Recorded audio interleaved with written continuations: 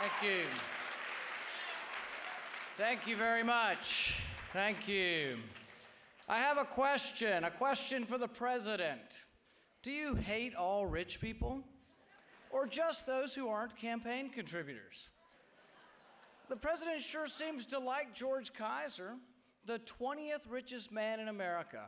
President Obama likes him so much that he gave Kaiser's company, Solyndra, $1 billion, $500 million, which you may have heard got flushed down the drain. To get Mr. Kaiser this money, the president came up with a brilliant plan. Let's appoint people to approve the loans who are related to the people who are going to get the loans. So Solyndra's attorney simply called up her husband, who works for the Department of Energy, to secure a $500 million loan. What a great way to encourage campaign contributions. Give away enormous taxpayer loans to campaign contributors. So to be fair, the president doesn't really hate all rich people, just those who don't contribute to his campaign. They say it's not easy to be rich, especially if you inherit the money. It's hard, just laying by the pool, playing polo. So when I heard Robert Kennedy Jr. was starting up his own company, I thought, good for him. I hope he'll find the satisfaction of good old-fashioned work. My good feelings, though, soured a bit when I heard Robert Kennedy's idea of work involves $1.6 billion of taxpayer money. So while the president roams the country moaning about millionaires and billionaires not paying their fair share, his aides are in the White House making sure that millionaires and billionaires are getting their fair share of your money. Now, how did Robert Kennedy come to get this $1.6 billion? Same way George Kaiser got his. Kennedy got one of his employees a job at the Department of Energy, and then the former employee approved the loan. Where's the taxpayer in all this? Left holding the bag. Where's the country? Left with a $15 trillion debt. So the president doesn't really hate all rich people. If you're a crony, if you're a buddy of Barack Obama, stop by the White House. They've got a deal for you.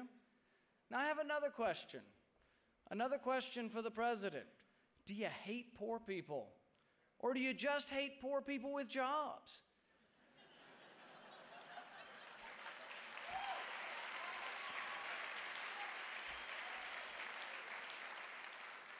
Your Chinese-made, energy-efficient light bulbs cost $4.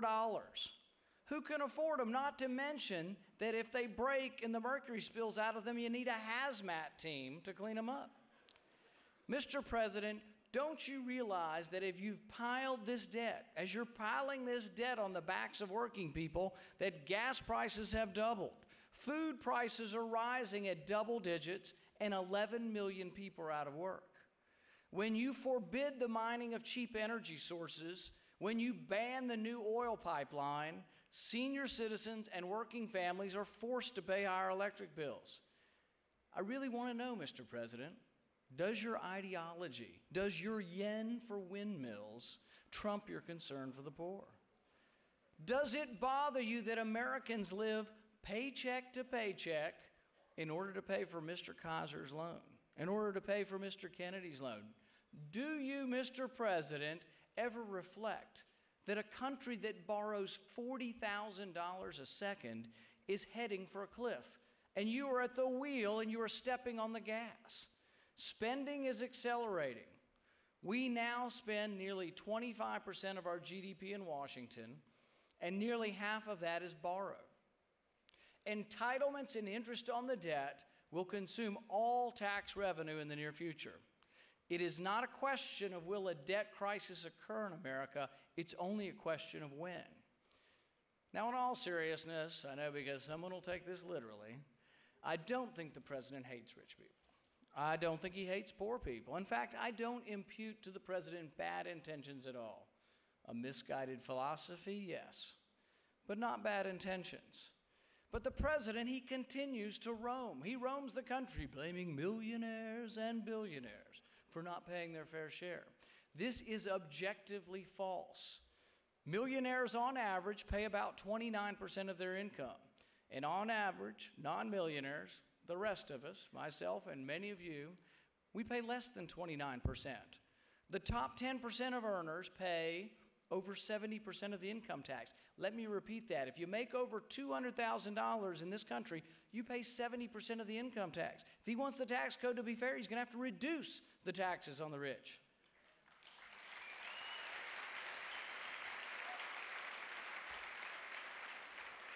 The rich and the upper middle class pay virtually all of the income tax. The bottom 47% of earners pay no income tax. To put it kindly, the president is being disingenuous. Is anyone out there tired of hearing about Warren Buffett's secretary? We're encouraged to mourn for his poor secretary, who some have estimated probably makes more than $200,000 a year. Realize, and I just realized this recently, this is all a charade. This has been designed for over a year. This is purposely designed to attack any Republican candidate who happens to be successful. The truth is that Warren Buffett pays tens of millions of dollars in taxes, and his secretary pays thousands of dollars in taxes. Buffett, in fact, pays 1,000 times more in taxes than his secretary. I believe this election will be about the American dream, whether we still believe in the greatness of our founding documents.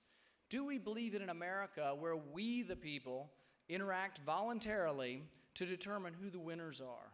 Or do we want a president to dictate who the winners and losers are? Do we really want a fairness czar to enforce equality on us? It's not as if we haven't seen attempts at a fairness doctrine before. The Soviets tried it, so did the Chinese. A recent NPR story described the Chinese experiment with fairness. In 1978, in a small remote village in China, several farmers gathered in secret, and they signed a compact. This compact was extraordinary and very dangerous. They immediately hid it inside a piece of bamboo in the roof of one farmer's hut. The compact called for illegal action.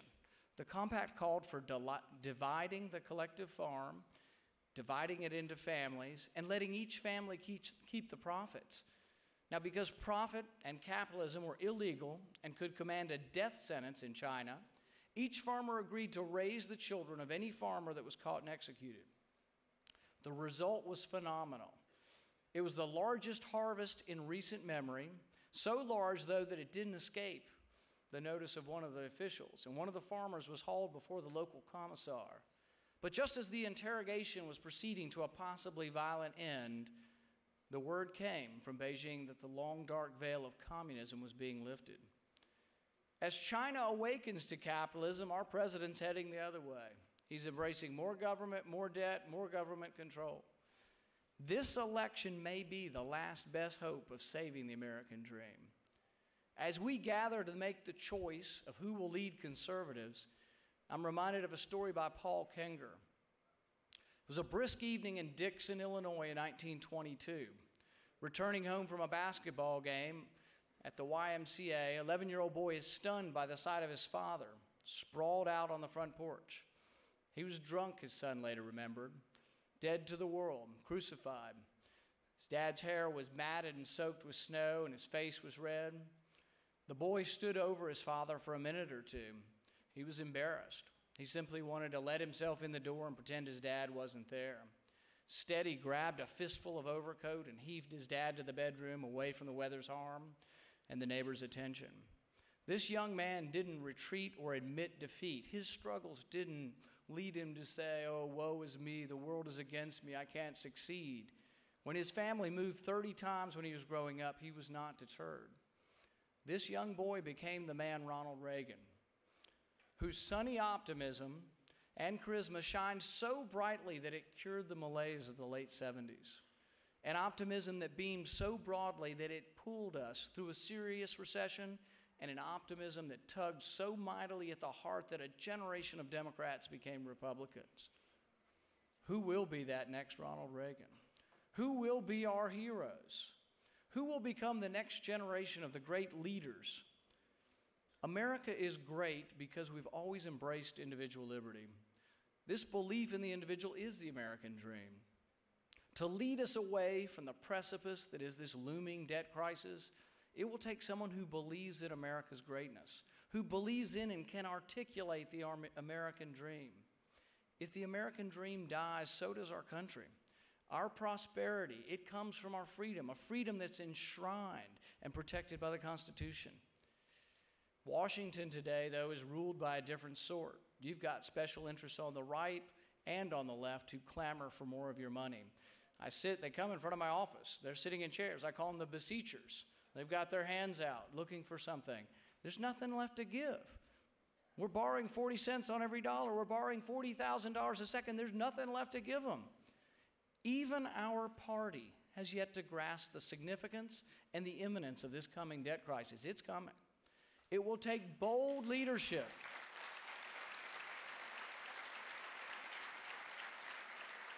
This is why I always have said the Republican Party is an empty vessel unless we imbue it with values. We have to believe in something.